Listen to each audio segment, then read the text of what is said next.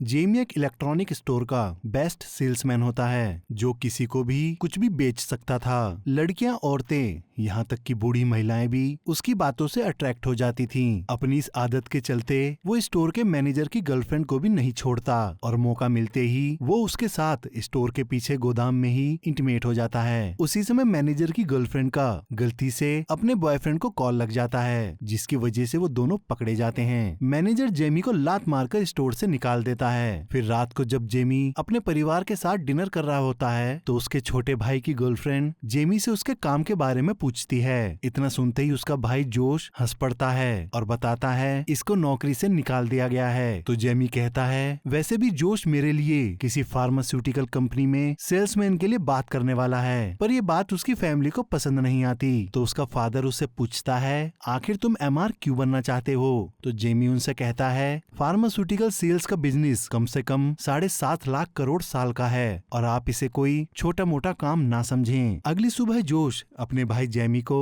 Pfizer company में salesman की training के लिए भिजवा देता है। वहाँ उसको जीना ट्रेन करती है। जेमी जीना के बताए हुए तरीकों पर पूरी मेहनत से काम करता है, लेकिन अपनी आदत से मजबूर जेमी ट्रेनिंग पूरी करता करता जीना के साथ भी इंटीमेट हो जाता है। ट्रेनिंग पूरी करने के बाद जेमी अपने रीजनल मैनेजर ब्रूस से मिलता है। ब्रूस उसको समझाता है कि हम लोग हॉस्पिटल में नहीं जा सकते, लेकिन डॉक्टर्स के हॉस्पिटल के गेट तक पहुंचने तक के समय के अंदर तुमको अपनी दवाइयां बेचने के लिए डॉक्टर्स को मनाना होगा। जेमी उसकी बात मानता हुआ काम पर लग जाता है, पर कोई भी डॉक्टर उसकी बात नहीं मानता। तो ब्रूस उसको अपने साथ एक हॉस्पिटल ले आता है और बताता है कि अगर डॉक्टर नाइट हमारी इस दवाई को लिखने लगेंगे तो फिर सभी डॉक्टर्स इस दवाई को लिखेंगे ही। वहीं जेमी को एक बहुत खूबसूरत लड़की दिखाई देती है जिसको वो लीसा के नाम से पुकारता है। तभी ब्रूस उसको बताता है उसका नाम लीसा नहीं है। इस पर जेमी कहता है मुझे पता है, लेकिन अगर मैं बार बार गलत नाम लूंगा तो वो मेरे पास आकर अपना सही नाम जरूर बताएगी। तो मैं उससे कहूंगा मैं बिल्कुल तुम्हारी जैसे दिखने वाली लड़की को डेट कर रहा था। ये बात सुनकर उस लड़की को ये लगेगा कि उसने मेरे जैसे दिखने वाली लड़की को छोड़ दिया, इसी वजह से वो मुझे हराने के लिए मुझे डेट करना चाहेगी और यही मैं चाहता हूँ। ब्रूस उसकी बात सुनकर हैरान हो जाता है। फिर वो अपनी दवाइयों के सैंपल को देने के लिए डॉक्टर नाइट की सेक्रेटरी के पास आता है, लेकिन वहाँ वो दूसरी कंपनी के एमआर ट्रे को बिना वेट किए अपने सैंपल रखने की इजाजत दे देती है, जिसको देखकर जेमी को अच्छा नहीं लगता। तो ब्रूस उसको बताता है ये हमारी दुश्मन कंपनी का एमआर है और इसी की वजह से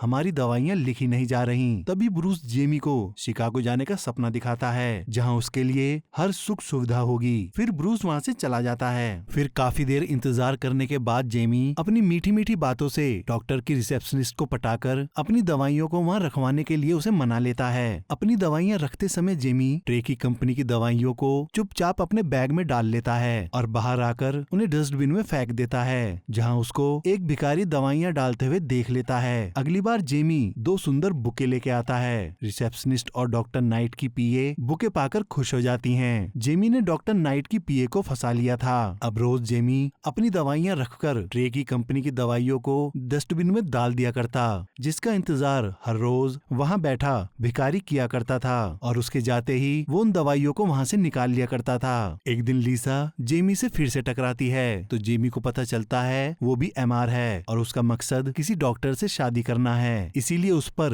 डोरे डालने का कोई फायदा नहीं है। उसके बाद जेमी डॉक्टर नाइट के पास जाकर उन्हें $1000 यानी कि 83,000 रुपए का चेक देते हुए कहता है कि हमारी कंपनी चाहती है मैं एक दिन के लिए आपके साथ रहूं, जिससे हम डॉक्टर्स की नीड को समझकर उन्हें अच्छी सी सर्विस दे सकें। अब $1000 के चक्कर में डॉक्टर नाइट उसकी बात मान जाता है। फिर वो उसको एक मैगी नाम की मरीज के पास ले आता है। उसको पार्किंसंस की बीमारी होती है। इस बीमारी में मरीज अपने शरीर पर अपना कंट्रोल खोता चला जाता है। डॉक्टर नाइट जेमी को उसका इंटर्न बताते हैं। मैगी उससे अपनी दवाइयां लिखवाने आई थी, साथ ही वो अपनी चेस्ट पर एक निशान दिखाती है। तो डॉक्टर बताता है ये मकड़ी ने काटा है। फिर बाहर आकर मैगी जेमी की गाड़ी में बहुत सारी मेडिसिन को देखकर समझ जाती है कि वो कोई इंटर्न नहीं बल्कि एमआर है, जिसकी वजह से मैगी गुस्सा होकर उसे बहुत जोर से मारती है और उस पर चिल्लाती हुई उससे माफी मांगने के लिए बोलती है। जेमी तुरंत उससे माफी मांग लेता है तो मैगी उसकी फोटो खींचकर वहाँ से चली जाती है। उसके बाद जेमी डॉक्टर के ऑफिस कॉल करके उसकी पीए से मैगी का नंबर ले लेता है। तभी जेमी का भाई उसके घर आकर रोता हुआ उसे बताता है कि उसकी गर्लफ्रेंड ने उसे अपने घर से बाहर निकाल दिया है, क्योंकि क्योंकि वो बैंक करप्ट हो गया है। तो जेमी उसे अपने घर रुकने देता है। फिर शाम को जेमी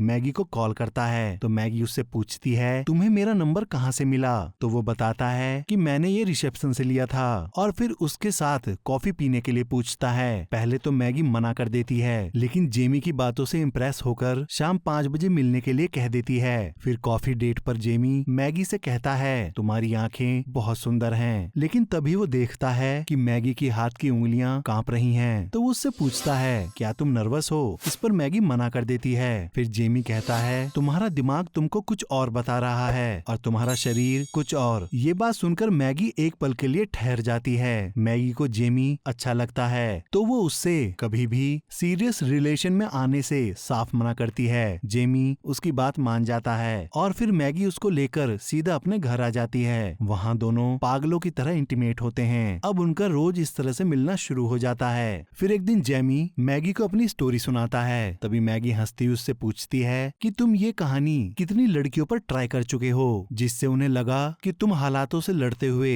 यहाँ तक पहुँचे हो। तो जेमी हंसता हुआ कहता है सभी पर। फिर एक दिन ट्रे जेमी को उसकी कंपनी की दवाइयों को डस्टबिन में फेंकता हुआ देख लेता है तो वो उसे घूंसा मारकर नीचे लिटा देता है और उससे कहता है कि आगे से वो एक गलती ना करे। फिर जाते हुए वो मैगी से उसे दूर रहने की सलाह भी देता है। तभी वहाँ वो भिखारी आ जाता है जो उसके सैंपल्स डस्टबिन से निकालकर बेच दिया करता था। वो खुद एक एमआर की तरह दिखने लगा था। फिर जेमी अपने सैंपल्स रखने डॉक्टर के यहाँ जाता है तो वहाँ उसको उसके सैंपल्स रखने से मना करते हुए बताते हैं कि ट्रे ने डॉक्टर को छुट्टियों का एक पैकेज दिया है। तो जेमी चुपचाप वहाँ से जाकर कुछ खाना लेकर सीधा मैगी के यहाँ जाता है। वहाँ मैगी उसे बताती है कि ट्रे उसका एक्स बॉयफ्रेंड है। तो जेमी उससे पूछता है कि क्या तुम उससे प्यार करती थी। तो मैगी मना करते हुए बताती है उससे मिलना मेरी एक मेडिकल प्रक्रिया थी, उसने बस मेरी बीमारी को डायग्नोस किया। फिर जेमी मैगी के साथ इंटीमेट होने लगता है, लेकिन जेमी के दिमाग में उठ रहे सवालों की वजह से उसका शरीर उसका साथ नहीं देता। तो मैगी उसे चिंता ना करने के लिए कहती है। इस पर जेमी कहता है ये चिंता की ही बात है, मुझको क्या हो गया है। उसकी बात सुनकर मैगी हंस पड़ती है। फिर उसका दिमाग शांत करने के लिए मैगी उसे बताती है तुम्हारी कंपनी चुपचाप एक वाइग्रा नाम की दवाई बना रही है जो सेक्स के साथ बहुत सारी बीमारियों में काम आने वाली है। काम की बात सुनकर जेमी शांत हो जाता है और फिर वो आसानी से इंटरकोर्स कर पाता है। अगली सुबह जेमी के पूछने पर ब्रूस वाइग्रा नाम की दवाई की पुष्टि कर देता है। तो जेमी उस दवाई की सारी सेल्स करने की परमिशन मांगता है जो ब्रूस उसे दे देता है। अगली सुबह मैगी कुछ बुजुर्ग लोगों को कनाडा ले जाकर उन्हें सस्ती दवाइयाँ दिलवाने के लिए बस से जा ही रही होती है। तभी जेमी वहाँ उससे बात करने आता है, पर लेट होने की वजह से मैगी उससे बिना बात करे रात तक वापस आने की बात कहकर चली जाती है। तो जेमी रात को वापस बस स्टॉप पर आकर उसका इंतजार करता हुआ अपनी कार में ही सो जाता है। मैगी की बस अगले दिन सुबह आती है। मैगी जेमी को अपने सामने देखकर हैरान और परेशान होकर पूछती है क्या तुम सारी रात यहीं थे। तो जेमी कहता है हाँ। तो मैगी बिना एक दूसरे की लाइफ में इंटरफेयर करे सीरियस रिलेशन में आने को तैयार हो जाती है। वो पूरी रात एक दूसरे में खोकर टूटकर प्यार करते हैं। इधर जेमी की कंपनी की वाइग्रा हिट हो जाती है। फिर वो एक्साइटमेंट में मैगी के साथ इंटीमेट होता हुआ एक वीडियो बना लेता है। मैगी भी जेमी को पसंद करने लगी थी। वो जेमी से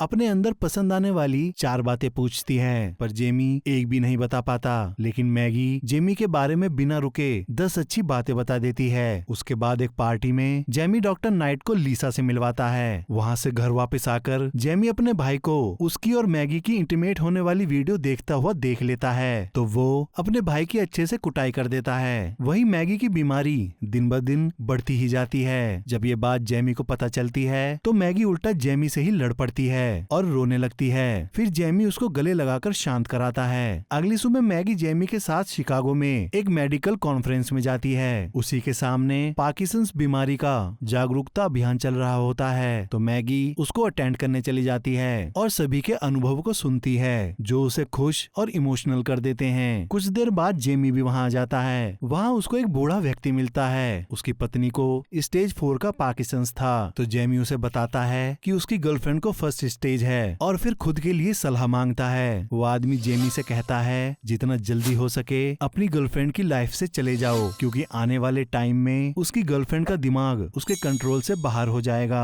और वो खुद अपने कपड़े तक पहन नहीं पाएगी। कैंप से बाहर निकलकर मैगी बहुत खुश और इमोशनल होती है। वो पहली बार जेमी से उसको इतना प्यार करने के लिए आई लव यू बोलती है और वो बताती है अब वो अकेला महसूस नहीं करती। घर आकर जेमी मैगी की बीमारी का इलाज ढूंढने में लग जाता है और मैगी को देश भर के अलग अलग डॉक्टर्स को दिखाता है। मैगी उसको उसके लिए इतना परेशान और डॉक्टरों से लड़ता देख दुखी हो जाती है और अपने इलाज के लिए इधर उधर भागने से मना कर देती है। लेकिन तभी मैगी को लगता है जेमी उसके साथ तभी रहना चाहता है जब उसके इलाज की कोई उम्मीद हो। तो इस बात से मैगी उससे कहती है इस बीमारी का कोई इलाज नहीं है और उससे ब्रेकअप कर लेती है। दोनों एक दूसरे से अलग होकर बिल्कुल भी खुश नहीं थे। फिर एक दिन डॉक्टर नाइट जेमी को कॉल करके लीजा की पजामा पार्टी में आने का इनविटेशन देता है। वहाँ लीजा अपनी थाई गर्लफ्रेंड के साथ मिलकर जेमी को वाइग्रा खिलाकर थ्रीसम करती है। उसी पार्टी में जोश को भी इंटीमेट होने का मौका मिल जाता है। इधर जेमी को वाइग्रा का एक रेयर साइड इफेक्ट हो जाता है तो वो तुरंत अपने भाई के साथ हॉस्पिटल पहुंचकर अपना इलाज कराता है। कुछ समय के बाद जेमी एक रेस्टोरेंट में जाता है। वहाँ उसको मैगी किसी के साथ डेट पर मिलती है।